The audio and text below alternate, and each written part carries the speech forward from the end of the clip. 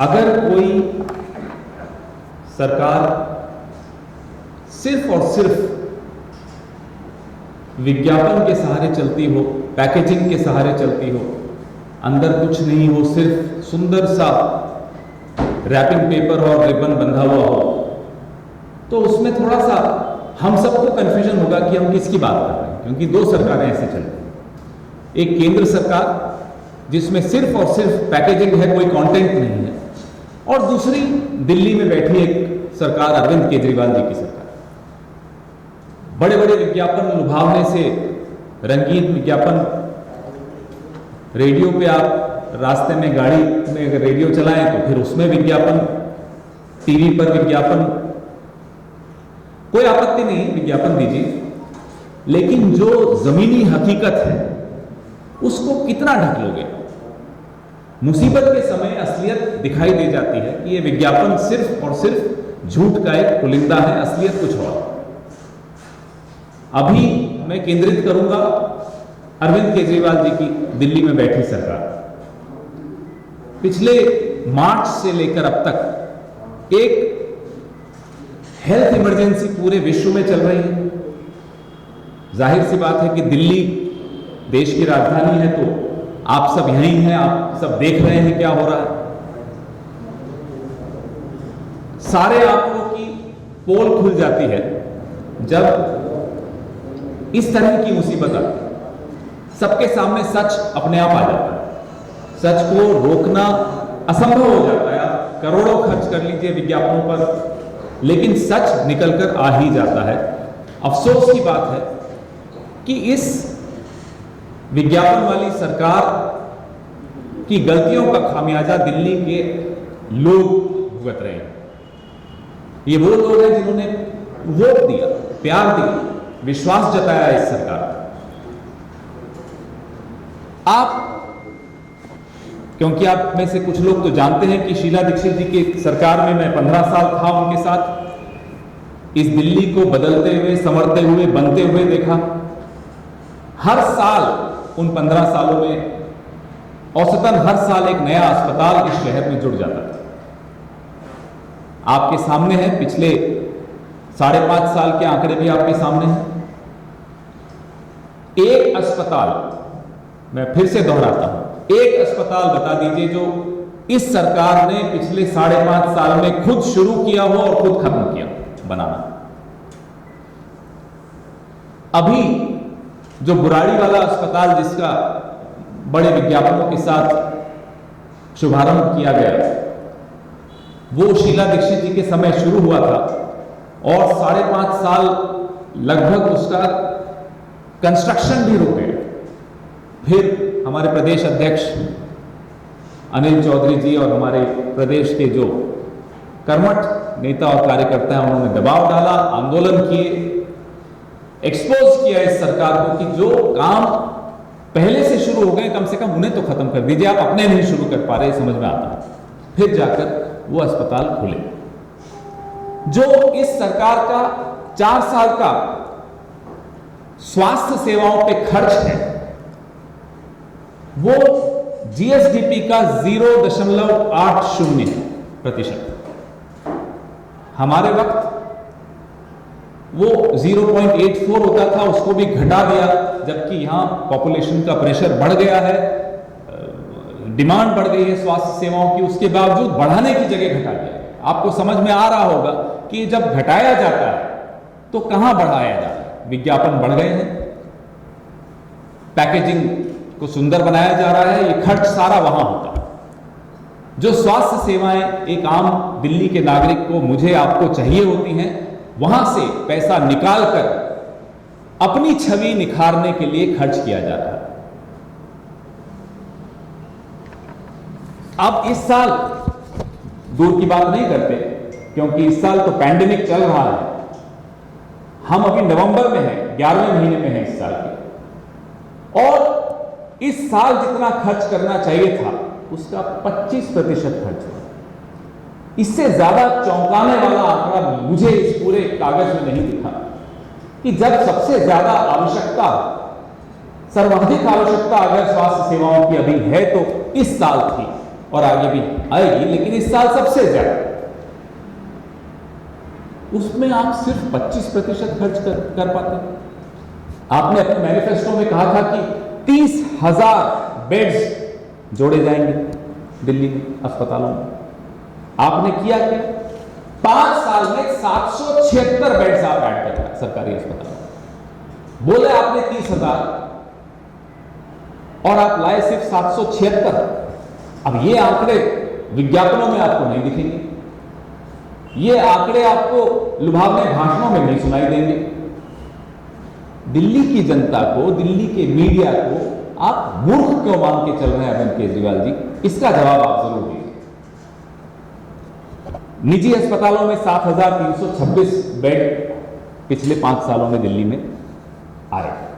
शीला जी के सरकार में 15 साल में यह आंकड़ा अलग है, आपको तुलना करने में बड़ी आसानी रहेगी। दिल्ली में सिर्फ निजी का ही आंकड़ा ले लेते हैं, निजी और सरकारी मिलाकर शीला दीक्षित जी के वक्त क्या हुआ था? 15 साल में 24,025 बेड्स को बढ़ाकर 47,398 बेड्स हो, मतलब 1,558 bed per year.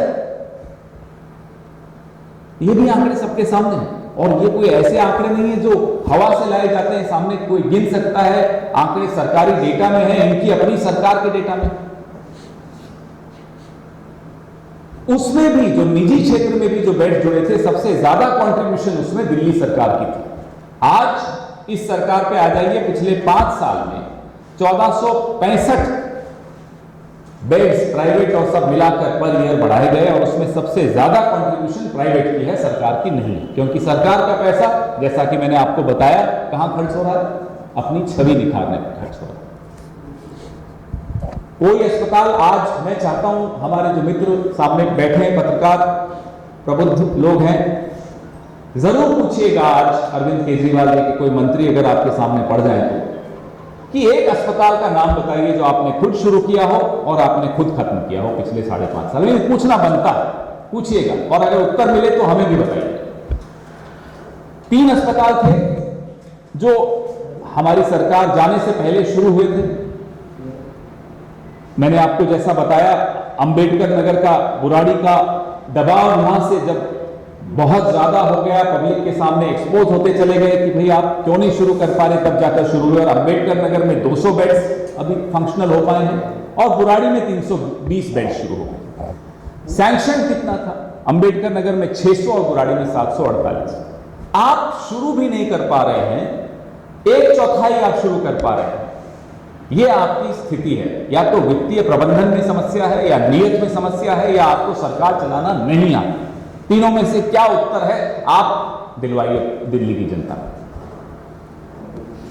Indira Gandhi अस्पताल में जो फेज 1 था, उसमें 1241 बेड्स अभी आप चालू ही नहीं कर पाए।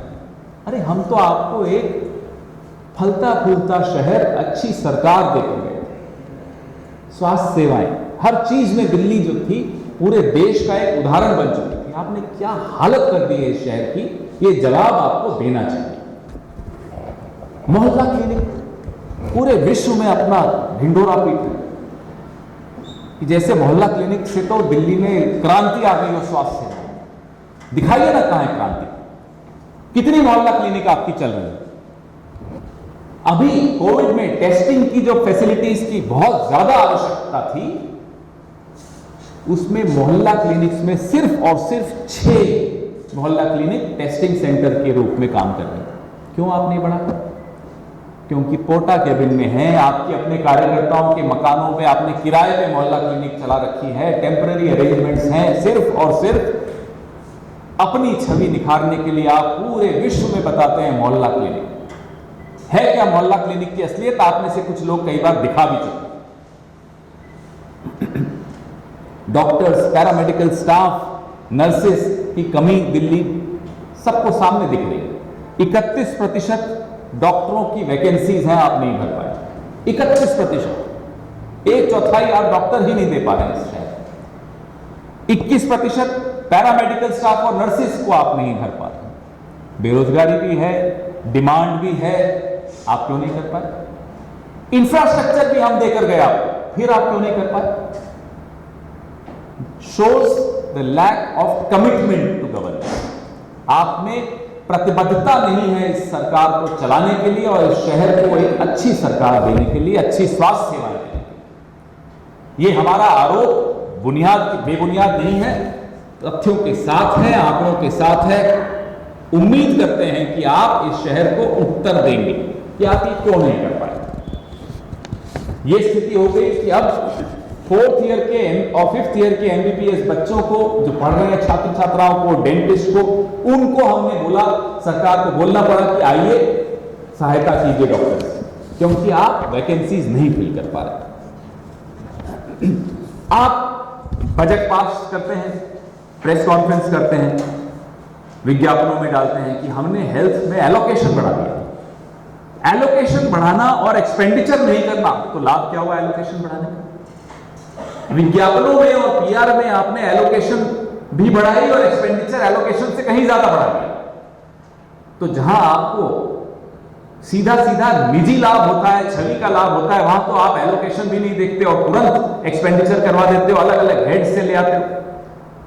जहां देश की राजधानी के लोगों का लाभ होना हो, वहां आप एक तरह से चोरी कर रहे हैं स्वास्थ्य सेवाओं से कहीं और खर्च करने की। फिर एलोकेशन का लाभ किसको मिल रहा है बताइए, जब एक्सपेंडिचर नहीं हो रहा।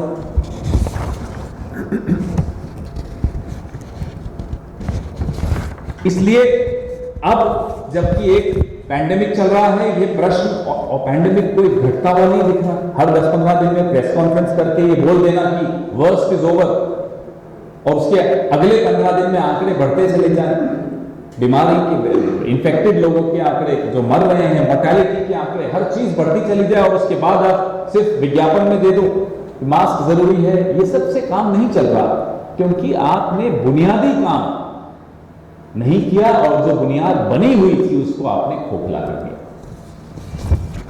आपके प्रश्न पहले मैं उम्मीद करूंगा कि इसी मुद्दे पर रखें तो अच्छा रहेगा।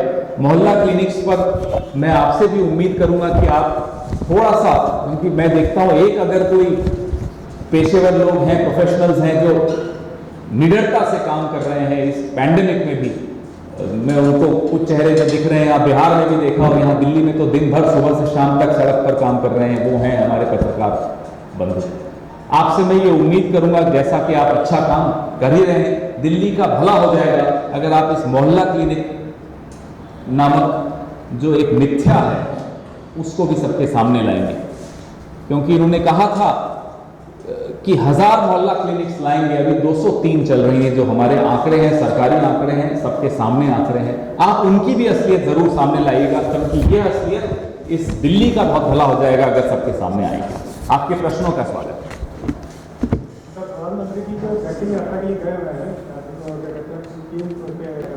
मुझे मालूम था कि जब मैं बोलूंगा कि विज्ञापन वाली सरकार है तो हम सब कंफ्यूज हो जाएंगे किसकी बात कर रहा हूं। मैं वैसे तो अरविंद केजरीवाल जी की बात कर रहा था, लेकिन आपका प्रश्न बिल्कुल वाजिब है। आप हर चीज को इवेंट मैनेजमेंट से क्यों चलाते हैं? करके दिखाइए, ठोस कदम दिखाइए। आपने कहा 21 दिन में समस्या का हल हो जाएगा, हम जीत लेंगे, कोविड हार जाएगा। लोगों ने आपकी बात को गंभीरता से लिया, कुछ लोगों ने लिया, हम और आप तो नहीं लेते इनकी बात गंभीरता से, लेकिन कुछ लोगों ने लिया। उनके साथ वो ठगा हुआ अपने आप को महसूस कर रहे हैं। अब आप फिर से एक नया 3 शहरों की यात्रा कर रहे हैं, पिछले 3 दिन से हेडलाइन बनाने की कोशिश कर रहे हैं। हेडलाइन बनाने से आपको लाभ होता है, देश को लाभ नहीं। राहुल गांधी जी ने आपसे कुछ प्रश्न पूछे हैं, देश आपसे कुछ प्रश्न पूछ रहा है कि आप वैक्सीनेशन जो आएगी, कोविड की वैक्सीन आएगी, उसका कैसे आप उसको एलोकेट करोगे, किस वर्ग को कब मिलेगा। हम भी समझते हैं, मानते हैं और ये जानते हैं, पूरे विश्व में ये एक उदाहरण है। लोग ये बात कर रहे हैं कि पहले हेल्थ सर्विसेज प्रोफेशनल्स को मिलनी चाहिए, बिल्कुल मिलनी चाहिए, बुजुर्गों को मिलनी चाहिए, बिल्कुल मिलनी चाहिए। लेकिन भारत सरकार को भी एक स्पष्ट नीति सामने लानी होगी कि आप उस वैक्सीन का बंटवारा, एलोकेशन कैसे करोगे, किन स्टेजेस में करोगे। आपको इन सब चीजों की बैठकें लेनी चाहिए। प्रचार बाद में करिए, काम पहले करिए। हमारा प्रधानमंत्री जी से भी यही निवेदन है जो माननीय मुख्यमंत्री दिल्ली से। सर, ये 9000 डेथ्स हो चुकी हैं दिल्ली में कोरोना की और 10,000 की, और हम बढ़ रहे हैं। and still Delhi government is not clear about how to tackle it and what is the step forward. As I exposed through data, as I exposed the health of the health services of Delhi, your question is very valid. Even if they don't have answers to the challenge, at least let them be honest about the fact, let them engage professionals, let them engage with all of us, people who've been getting a lot of experience in governance, and talk to them, find answers. Instead of that, if you are planning only to spend money on advertisements and publicity, then I am afraid you are not committed to the cause of providing Delhi with good health care, especially in times of pandemic. The claims of Delhi government in normal times would have been ignored, maybe accepted, maybe criticized by the opposition, and ignored largely by the media. But in times of a crisis, when you compare the facts on the ground with the reality and the data that you provide through your advertisements, your true face stands exposed. That's the purpose of this press conference. That's our serious complaint with this government. Stop advertising, start working. Anil Chaudhary जी ने sir एक presenter Anil Chaudhary जी ने ये भी कहा कि यदि नई सरकार चला सकते तो they should resign. Will you stand by that and will that be ever be possible? Well, obviously. Or is it only a statement? No, how can it just be a statement? He is right. If you cannot perform, please leave the position, because you have been elected not to just publicize achievements that are not there. If you cannot build on what was given to you by previous governments, at least maintain that. You are unable to spend the allocated budget. You are unable to add a single hospital in Delhi, which definitely needs hospitals. Then you make irresponsible statements like बाहर के लोग आ जाते हैं. Obviously Delhi में हमेशा आते थे, और क्यों नहीं आते? तो वो बात अलग हो गई क्योंकि हरियाणा में दिल्ली से सस्ता है, यूपी में दिल्ली से सस्ता ये टेस्ट हो गई. That's a different aspect altogether of the debate. What is Delhi government doing for people in Delhi? That's a question that is a valid question. ये प्रश्न हम सबका बनता है पूछना. दिल्ली जानना चाहती है कि आप एक अस्पताल नहीं जोड़ पाए, एक अस्पताल शुरू और खत्म नहीं कर पाए. आपने मोहल्ला क्लिनिक्स के जो वादे किए थे वो खोखले साबित हो गए. आपने जो बेड्स प्रॉमिस किए थे वो आप नहीं दे पाए. आप बजट खर्च नहीं कर पा रहे. आप एलोकेशन का पूरा नगाड़ा बजाते हैं शहर में और उसके बाद खर्च नहीं कर पाते. तो ये सब बातें तो बने पूछी जाएंगी. सर, अभी अगर इस समय देखा जाए तो दिल्ली में जो समस्या है, एक कोरोना को लेकर दूसरी समस्या प्रदूषण को लेकर है. अभी बारिश हुई है, थोड़ा प्रदूषण लेवल कम हुआ. क्या आपको लगता है कि अरविंद केजरीवाल की सरकार सही मायने में प्रदूषण को कम करने के लिए काम कर रही है, जिस तरह से उनका रेड लाइट पर वोटर को अभियान चल रहा है, या फिर कोरोना को लेकर जो मामले बढ़ रहे हैं, तो संजीदा है सरकार बात को लेकर, दोनों बात को लेकर? आपको क्या लगता है संजीदा देखती है? भाई नई स्टडीज हम सबने देखी. ये जो पिछले 3-4 साल से पराली कर रहे थे, कितना प्रतिशत हिस्सा इस प्रदूषण का पराली के को श्रेय दे सकते हैं? 10%. हम तो नहीं कह रहे, सरकार कुछ भी कहती रहे. प्रोफेशनल साइंटिस्ट का ये जो स्टडी आई है, जब वो कहते हैं पराली से सिर्फ 10% है, तो बाकी 90% का हिसाब तो अरविंद केजरीवाल लेंगे या नहीं लेंगे? समस्या शुरू से यह है. एमसीडी को आप ब्लेम करिए, बिल्कुल करिए, हम भी करते हैं. एमसीडी बिल्कुल काम नहीं कर रहे, लेकिन जो काम आपके जिम्मे है उसमें भी आप कभी कहीं और देख रहे हैं, कभी और कहीं किसानों को ब्लेम कर रहे हैं, कभी केंद्र सरकार को कर रहे हैं, कभी एमसीडी को कर रहे हैं, कभी दिल्ली की जनता को कर रहे हैं. अरे आपकी जिम्मेदारी है. कभी बेटा कभी भाई बन जाते हैं चुनाव के बाद. चुनाव के बाद भी तो कोई रिश्ते निभाइए. प्रदूषण को लेकर कहीं कोई गंभीरता इस सरकार ने नहीं दिखाई. जो आते ही सिर्फ ब्लेम गेम शुरू कर दे कि वो पराली से हो रहा है. 15 साल हम भी सत्ता में रहे, पराली शब्द नहीं सुनाई देता था उन दिन. अचानक पराली. वो किसान अब आपको जवाब नहीं देने की स्थिति में वो दूर बैठा है पंजाब हरियाणा में, तो आप उसको ब्लेम कर देंगे।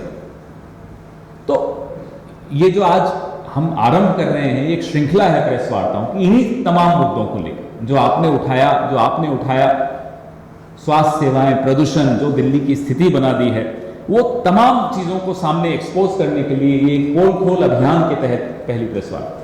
सर, आम आदमी पार्टी ऑलवेज सेज कि एमसीडी का प्रॉब्लम है, इससे रीजन से कोविड भी बहुत सारे उनको ब्लेम किया।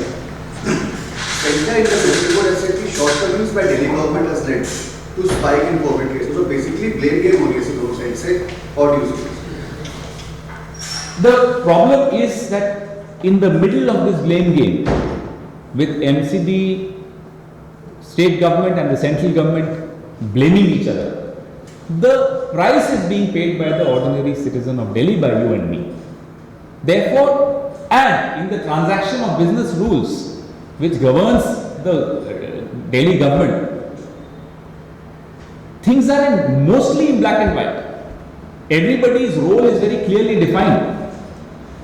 Nobody can get away by saying X is not working, Y is not working.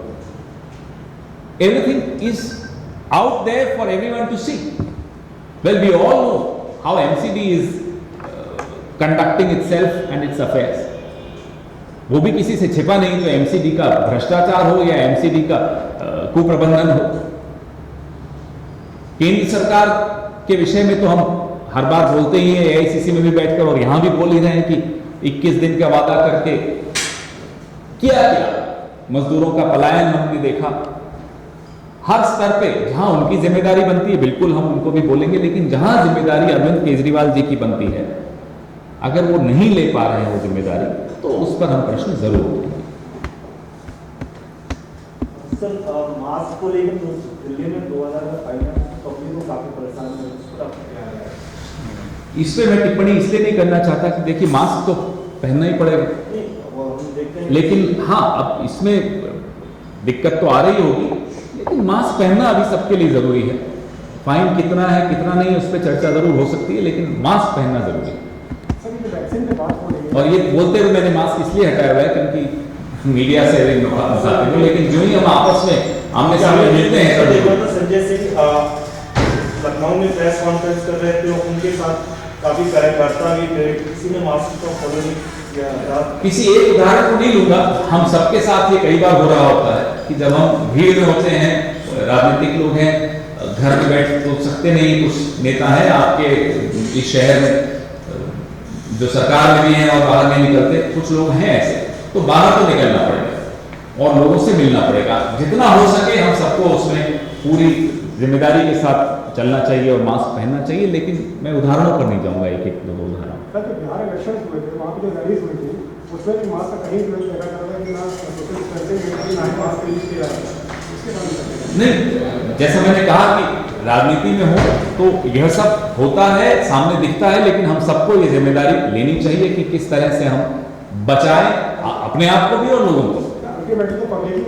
सब पब्लिक, हम भी तो पब्लिक, हम और आप पब्लिक ही हैं सभी। धन्यवाद। किसानों पे जिस तरह से सरकार ने किसानों को दिल्ली आने की अनुमति दी है, बुराड़ी नीति इंतजाम करने का दावा किया है, तो दिल्ली सरकार ने कहा कि बुराड़ी नीति किसानों की पूरी व्यवस्था होगी कि अब तक उनके लिए दिल्ली सरकार जो कहती है, अगर उसको अभी भी आप मान लेते हैं तो फिर मैं आपको कहता हूँ, लेकिन मैंने आज मैं भी वहाँ जा रहा हूँ, मालूम पड़ा है हमारे जो कांग्रेस के कार्यकर्ता हैं वो बहुत अच्छी तरह से इस पे काम कर रहे हैं। दिल्ली सरकार का तो यह है कि एक तरफ तो घड़ियाली आंसू बहाते हैं किसानों के लिए, और वहीं दूसरी तरफ ये 23 जनवरी को 2020 को ये अधिसूचना दिल्ली सरकार की आ गई, और जिसके तहत वो कह रहे हैं कि केंद्र सरकार किसान बिलों को जैसे ही लागू करेगी, दिल्ली सरकार उनके अनुसार दिल्ली में भी लागू करने की तैयारी होगी। आप तुलना कीजिए कांग्रेस की छत्तीसगढ़, राजस्थान, पंजाब की सरकारों ने क्या किया किसान बिलों को लेकर, और आप तुलना कीजिए कि दिल्ली की आम आदमी सरकार पार्टी की सरकार क्या करेगी। तो ये इनकी बातों को गंभीरता से मत लीजिए। अगर ये कहते हैं कि सूरज पूर्व में उगता है तो फिर भी एक बार खिड़की खोलकर देख लीजिए वाकई उगता है या नहीं। सर, ग्राउंड के बाहर पार्टी के पोस्टर्स लगा दिए गए, काफी विधायकों में पोस्टर्स लगे हुए हैं। जैसा मैंने आपको कहा, ये विज्ञापन और पोस्टरों की सरकार है। लेकिन जब मुसीबत का समय आता है तो इन पोस्टरों और विज्ञापन के पीछे की असलियत दिख जाती है, जो आज आपको भी दिख रही है, हमें भी दिख रही है। सर, दिल्ली सरकार किसानों के मामले में कहती है कि हम किसानों के साथ हैं, पंजाब के, हरियाणा के सबको इकट्ठा कर रहे हैं, लेकिन दिल्ली में मिनिमम MSP लागू नहीं है। नरेला में जो मार्केट है, वहाँ पे जो मंडी है, वहाँ पे MSP से कम के दाम पे अनाज खरीद हो रही है, वो दिल्ली सरकार का मंडी है। पहले तो दिल्ली सरकार से आप यह पूछिए कि ये किसान बिलों के आपने खिलाफ बहुत बोला, अब आप ये क्या कर रहे हैं? किसान बिलों को आप तैयारी क्यों कर रहे हो यहाँ भी लागू कर रहे हैं? खुलकर सामने आई। ऐसा तो नहीं हो सकता ना कि पोस्टरों में और विज्ञापनों में और भाषणों में कुछ और कागज, सरकार तो कागजों से चलती है, नारों से तो नहीं चलती, भाषणों से तो नहीं चलती, कागज में असलियत निकल आती है। तो यह आपको सरकार से पूछना चाहिए कि पहले आप अपने कागज दुरुस्त कीजिए, फिर बात कीजिए। सर, संजय गांधी जो है वो MSP को गारंटी भी नहीं कर रही है, MSP के लिए वो गारंटी देने के लिए इतना से नीचे तो कभी होगा ही नहीं। सही बात है। अगर इन नए कानूनों में यह बात स्पष्ट तौर पे लिखी जाती कि MSP से नीचे अगर कोई खरीदेगा तो उसके लिए एक सजा का प्रावधान है, तो आधी समस्या तो वहीं खत्म हो जाती है। आपने देखा 1.5 महीना पहले जब तिलहनों और दालों को MSP से हटाया गया, तो वो तो आपने लिखित में हटाया ना, वो तो मौखिक में नहीं हटाया। तो हटाएंगे तो लिखित में और देंगे तो मौखिक, कौन मानेगा आपकी बात?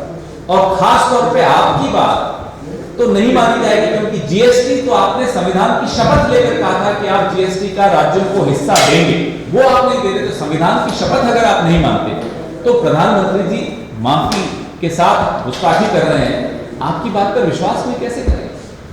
क्या सर इससे ब्लैक मार्केटिंग मतलब रुकेगी क्या अगर विश्वास किया? अगर सरकार की देखरेख समाप्त हो जाए, कृषि उपज की व्यापार पर जो होती है, मंडी के मार्फत सरकार की देखरेख होती है, मंडी से कौन सा अनाज कितनी मात्रा में कितने कीमत पर किसने खरीदा, यह लेखा जोखा मंडी के मार्फत सरकार के पास पहुंचता है।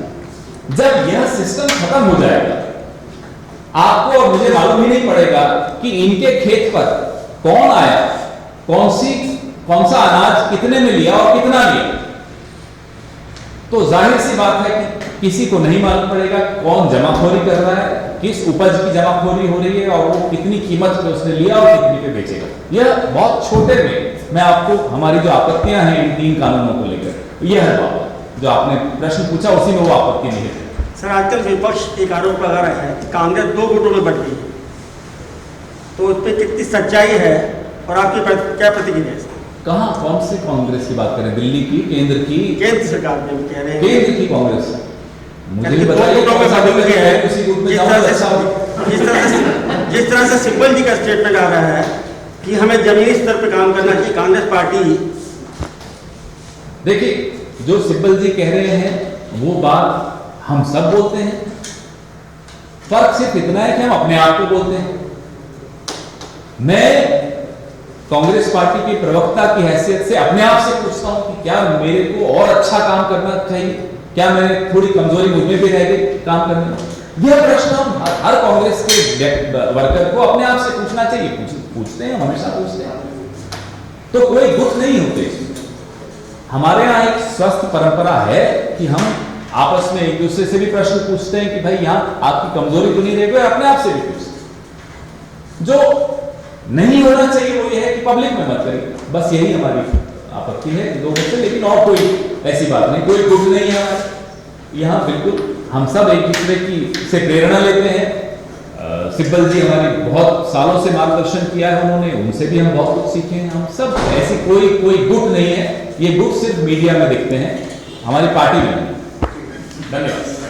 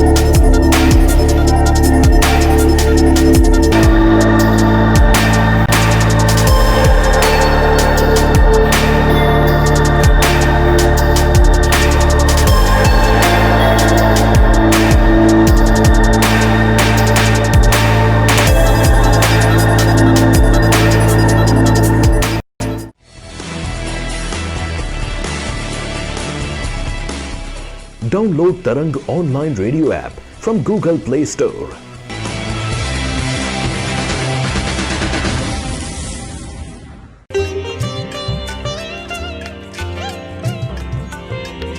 You are listening to Tarang Devotional Online Radio.